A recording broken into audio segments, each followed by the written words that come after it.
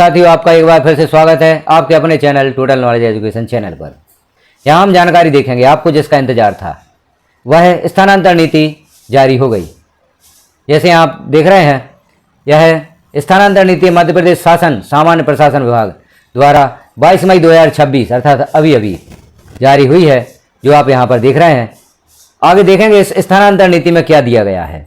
विषय है इसका राज्य एवं जिला स्तर पर अधिकारियों कर्मचारियों की स्थानांतरण नीति 2026 स्थानांतरण नीति जारी हो चुकी है।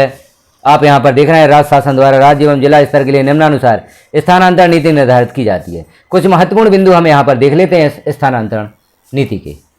यह स्थानांतरण नीति मध्य प्रदेश संवर्ग अखिल भारतीय सेवाओं, मध्य प्रदेश न्यायिक सेवा, राज्य प्रशासनिक सेवा, राज्य पुलिस सेवा, राज्य वन सेवा एवं मध्य प्रदेश मंत्रालय सेवा के अधिकारियों एवं कर्मचारियों पर लागू नहीं होगी। जो विभाग अपनी विशिष्ट आवश्यकताओं के संबंध में अपने लिए पृथक स्थानांतरण नीति निर्धारित करना चाहेंगे, उनके द्वारा इस नीति के मुख्य प्रावधान के अनुरूप सामान्य प्रशासन विभाग के परामर्श उपरांत समन्वय में अनुमोदन प्राप्त कर अपने विभाग की नीति बनाई जा सकेगी। इस स्थानांतरण नीति से हटकर किए जाने वाले स्थानांतरण के प्रकरणों में माननीय मुख्यमंत्री जी के समन्वय में आदेश प्राप्त करना आवश्यक होगा। अब स्थानांतरण की अवधि एवं प्रक्रिया यहाँ पर दी गई है। प्रदेश में राज्य एवं जिला स्तर पर अधिकारियों कर्मचारियों के स्थानांतरण करने की प्रक्रिया दिनांक 1/6/2016 से प्रारंभ होगी और 15/6/2000 यहाँ पर 2016 गलत दिया गया है, यहाँ पर 1/6/2026 से 15/6/2026 तक की अवधि के बीच संपन्न की जाएगी। यहाँ प्रिंटिंग मिस्टेक हो सकती है। 1/6/2026 से 15/6/2026 तक की अवधि के बीच संपन्न की जाएगी स्थानांतरण प्रक्रिया। शेष समय सामान्य स्थानांतरण प्रतिबंधित रहेंगे। प्रतिबंध अवधि में विभाग अपनी प्रशासनिक आवश्यकता को ध्यान में रखते हुए इस नीति के बिंदु क्रमांक 8 के अनुसार स्थानांतरण कर सकेंगे। उस बिंदु क्रमांक 8 को भी हम आगे देखेंगे, किस प्रकार से प्रशासनिक आवश्यकता के अनुसार स्थानांतरण होंगे। इन निर्देशों के अधीन जिला संवर्ग के कर्मचारीगण एवं राज्य संवर्ग के तृतीय एवं चतुर्थ श्रेणी के कर्मचारियों का जिले के भीतर स्थानांतरण जिला कलेक्टर के माध्यम से प्रभारी मंत्री के अनुमोदन उपरांत किया जाएगा। स्थानांतरण आदेश विभागीय जिला अधिकारी के हस्ताक्षर से जारी किए जाएंगे। आगे देखें, छठवें बिंदु का पहला, सभी विभागों के राज्य संवर्ग के अंतर्गत विभाग अध्यक्ष तथा शासकीय उपक्रमों एवं संस्थाओं में पदस्थ प्रथम श्रेणी के मुख्य कार्यपालन अधिकारी, चाहे वे किसी भी पदनाम से जाने जाते हों, के स्थानांतरण आदेश समन्वय में माननीय मुख्यमंत्री जी के अनुमोदन के उपरांत प्रशासकीय विभाग द्वारा जारी किए जाएंगे। राज्य संवर्ग के शेष समस्त प्रथम श्रेणी अधिकारीगण तथा द्वितीय एवं तृतीय श्रेणियों के अधिकारियों एवं कर्मचारियों के स्थानांतरण जिले के भीतर किए जाने वाले स्थानांतरण को छोड़कर आदेश विभागीय भार साधक मंत्री के अनुमोदन उपरांत प्रशासकीय विभाग के द्वारा जारी किए जाएंगे। राज्य संवर्ग के चतुर्थ श्रेणी कर्मचारियों के स्थानांतरण जिले के भीतर किए जाने वाले स्थानांतरण को छोड़कर विभागीय मंत्री के अनुमोदन उपरांत विभागाध्यक्ष द्वारा किए जाएंगे। अर्थात जो स्थानांतरण जिले के भीतर नहीं किए जाएंगे, अन्य जिले में किए जाएंगे, वह विभागीय मंत्री के अनुमोदन उपरांत विभागाध्यक्ष द्वारा किए जाएंगे। गृह विभाग के अंतर्गत उप पुलिस अधीक्षक से कनिष्ठ पुलिस अधिकारियों कर्मचारियों के स्थानांतरण के संदर्भ में मध्य प्रदेश शासन गृह विभाग के आदेश क्रमांक द्वारा गठित पुलिस स्थापना बोर्ड द्वारा जिले में पद स्थापना का निर्णय लिया जाएगा। जिले के भीतर पुलिस अधीक्षक द्वारा प्रभारी मंत्री के अनुमोदन के उपरांत पद स्थापना की जाएगी। और भी यहाँ पुलिस अधिकारियों से संबंधित जानकारी दी गई है। आगे हम देखें, प्रतिबंध अवधि के दौरान स्थानांतरण। प्रतिबंध अवधि में तथा स्थानांतरण नीति से हटकर सामान्यतः केवल निम्न अपवादक परिस्थितियों में शासकीय सेवकों के स्थानांतरण आदेश विभागीय मंत्री से प्रशासकीय अनुमोदन उपरांत जारी किए जाएंगे। अर्थात जो हमने बिंदु क्रमांक 8 ऊपर देखा था, वह बिंदु क्रमांक 8 इस प्रकार से है। प्रतिबंध अवधि के दौरान स्थानांतरण, जब प्रतिबंध अवधि होती है उस दौरान किन के ट्रांसफर हो सकते हैं? गंभीर बीमारी यथा कैंसर, लकवा, हृदयाघात, पक्षाघात इत्यादि से उत्पन्न तात्कालिक आवश्यकता के आधार पर ऐसे न्यायालयीन निर्णय के अनुक्रम में जिसके माध्यम से प्रदत्त आदेश के अनुपालन के अतिरिक्त और कोई विधिक विकल्प शेष ना हो, किंतु ऐसी परिस्थिति में स्थानांतरित किए जा रहे स्थान पर संबंधित अधिकारी या कर्मचारी के विरुद्ध विभागीय अनुशासनात्मक कार्रवाई लंबित ना हो। शासकीय सेवक की अत्यंत गंभीर शिकायत या गंभीर अनियमितता या गंभीर लापरवाही जिसमें विभाग द्वारा मध्य प्रदेश सिविल सेवा आचरण का उल्लंघन किया गया हो, उनका स्थानांतरण भी प्रतिबंध अवधि में किया जा सकता है। लोकायुक्त संगठन, आर्थिक अपराध अन्वेषण ब्यूरो अथवा पुलिस द्वारा शासकीय सेवक के विरुद्ध आपराधिक प्रकरण दर्ज करने अथवा अभियोजन की कार्रवाई प्रारंभ होने पर प्रशासकीय विभाग की संतुष्टि उपरांत जांच प्रभावित न होने की दृष्टि से किए जाने वाले स्थानांतरण भी हो सकते हैं। और भी देखें आप, निलंबन, त्यागपत्र, सेवानिवृत्ति, सामान्य, अनिवार्य या स्वैच्छिक पदोन्नति, प्रतिनियुक्ति से वापसी अथवा शासकीय सेवक के निधन के फलस्वरूप रिक्त हुए पद जिसके सामने विभाग का यह मत हो कि लोक हित में उक्त पद की पूर्ति स्थानांतरण पर प्रतिबंध अवधि में किया जाना अत्यंत आवश्यक है, किंतु ऐसी व्यक्तियां जो तत् स्थान पर पदस्थ अधिकारी या कर्मचारी के स्थानांतरण से उत्पन्न हो इसमें सम्मिलित नहीं की जाएंगी। उदाहरण स्वरूप यदि ए स्थान से किसी अधिकारी कर्मचारी को स्थानांतरित कर किसी अन्य अधिकारी कर्मचारियों को इस आधार पर कि अब ए स्थान पर रिक्त हो गई है स्थानांतरित नहीं किया जाएगा, किंतु यह सुनिश्चित किया जाएगा कि प्रशासनिक कारण से यदि स्थानांतरण एक स्थान से दूसरे स्थान पर किया जा रहा है तब जिस स्थान से स्थानांतरण एक दूसरे स्थान पर पदस्थापना की जा रही है उस स्थान पर स्थानांतरण के कारण रिक्तियों का प्रतिशत दूसरे स्थान जहां पर स्थानांतरित कर भेजा जा रहा है उससे अधिक तो नहीं हो रहा है। इन बातों का ध्यान रखा जाएगा। अब उदाहरण देख लें आप, किसी स्थान ए पर 3 पद हैं जिसमें से 2 पद भरे हुए हैं, अतः ए स्थान पर रिक्त पदों का प्रतिशत 33 है, एवं स्थान बी पर 2 पद हैं जिसमें से 1 पद भरा हुआ है, अतः बी स्थान पर रिक्त पदों की संख्या 50% होगी।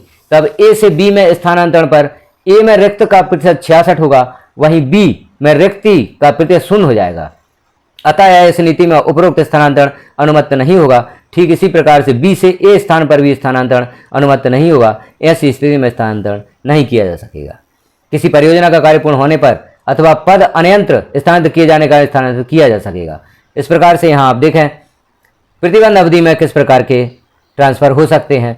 प्रतिबंध अवधि में चतुर्श्रेणी कर्मचारियों के स्थानांतरण प्रक्रम प्रशासकीय विभाग द्वारा निराकृत किए जाएंगे। स्थानांतरण नीति के अन्य प्रावधान, अब अन्य प्रावधान भी आप देख लें।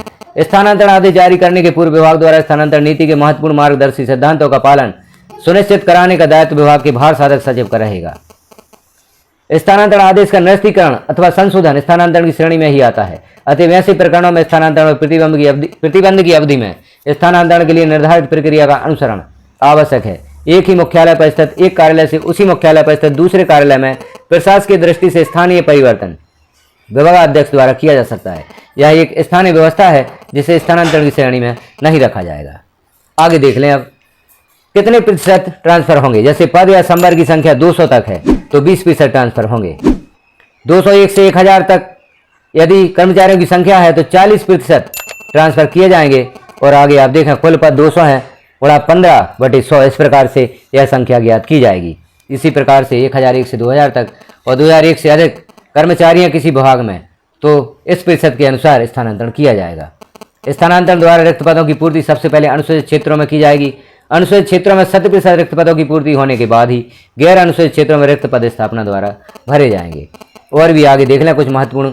मुख्यमंत्री कार्यालय से दिनांक 1/5/2026 के पूर्व प्राप्त स्थानांतरण के सभी लंबित A+ संदर्भों पर दिनांक 31/5/2026 तक कार्यवाही पूर्ण कर पोर्टल पर अनिवार्यता अंकित की जाए। 31/5/2026 तक सभी जानकारियां पोर्टल पर अंकित हो जाएंगी, अर्थात रिक्तियां प्रदर्शित हों। संदर्भ A+ के पालन में किए जाने वाले स्थानांतरण विभागों के निर्धारित स्थानांतरण प्रतिशत संख्या के अतिरिक्त होंगे। केवल निम्न श्रेणी के स्वैच्छिक स्थानांतरण विभागों के निर्धारित स्थानांतरण प्रतिशत या संख्या के अतिरिक्त होंगे। जैसे पति पत्नी को एक स्थान पर पदस्थ करने की नीति के अंतर्गत किए जाने वाले स्थानांतरण यह जो प्रतिशत दिया गया स्थानांतरण का उससे अलग होगा, इसे प्रतिशत में नहीं जोड़ा जाएगा। स्वयं की गंभीर बीमारी के कारण किए जाने वाले स्थानांतरण को भी प्रतिशत में नहीं जोड़ा जाएगा। और भी आगे देख लें आप किन के ट्रांसफर किन की सहमति या परामर्श से होंगे, वह भी जानकारी यहाँ पर दी गई है। और आगे देखें प्रशासनिक आधार पर किए जाने वाले स्थानांतरणों में उन शासकीय सेवकों को पहले स्थानांतरित किया जा सकेगा जिनके द्वारा पिछले वित्तीय वर्ष के लिए निर्धारित लक्ष्यों को प्राप्त नहीं किया गया हो।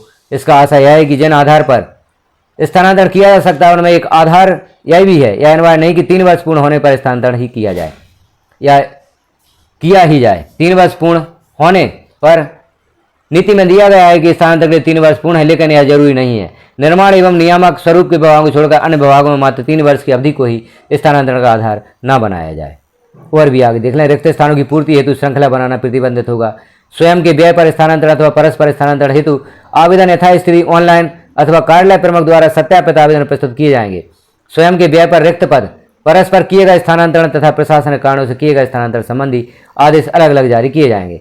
स्वेच्छा से स्थानांतरण संबंधी आवेदन में उन शासकीय सेवकों के स्थानांतरण को प्राथमिकता दी जाएगी जिनके द्वारा पिछले वित्तीय वर्ष के लिए निर्धारित लक्ष्यों को पूरा किया गया हो।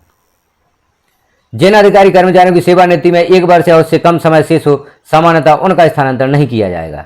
पति पत्नी के स्वयं के व्यय पर एक ही साथ पद स्थापना के लिए आवेदन पत्र प्राप्त होने पर स्थानांतरण किया जा सकता है, किंतु यह स्थान प्रशासकीय आवश्यकता के अनुरूप निर्धारित होगा, अर्थात वहां पर रिक्ति होना चाहिए, तभी यह स्थानांतरण हो सकता है। गंभीर बीमारियां जैसे कैंसर, किडनी खराब होने के कारण डायलिसिस करवाने, ओपन हार्ट सर्जरी के कारण आदि गंभीर बीमारी से पीड़ित होने के कारण नियमित जांच कराना आवश्यक होगा।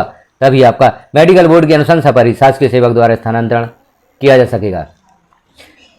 और भी आगे देखें, दिव्यांग कर्मचारियों के संबंध में भी यहाँ पर कुछ नियम दिए गए हैं और कमीशन प्राप्त एनसीसी अधिकारियों के स्थानांतरण के संबंध में भी आप देखें, किन्हीं भी कार्यपालक कर्मचारी अधिकारियों को उनके गृह जिले में स्थानांतरण के द्वारा अथवा पदोन्नति की स्थिति में सामान्यतः पदस्थ न किया जाए, किंतु अविवाहित, विधवा, तलाकशुदा, परित्यक्ता महिलाओं के प्रकरणों में उनके गृह जिले में स्थानांतरण किया जा सकता है। और भी आगे जानकारियाँ दी गई हैं, इन्हें भी आप देख लें।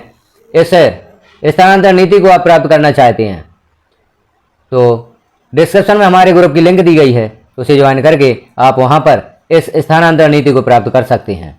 इनके सभी नियम देखें और देखें किस प्रकार से स्थानांतरण नीति जारी की गई है, यह आपको देखना आवश्यक है। यदि आप अपना स्थानांतरण चाहते हैं, कहीं दूर हैं अपने घर से और मनचाहा स्थान चाहते हैं, तो इस स्थानांतरण नीति को अवश्य देखें। इसके अनुसार ही आप अपना आवेदन कर सकते हैं। तो देखिए, हमने स्थानांतरण नीति जो मध्य प्रदेश की जारी की गई है, आप भी इसे देख लें, अन्य साथियों में शेयर भी कर दें ताकि उन्हें भी यह जानकारी प्राप्त हो सके। इस प्रकार की महत्वपूर्ण जानकारियां देखने के लिए चैनल को सब्सक्राइब अवश्य कर लें, बेल आइकन को क्लिक करा पर प्रेस कर दें, तो यह जानकारियां आपको स्वतः ही नोटिफिकेशन के रूप में प्राप्त होती रहेंगी।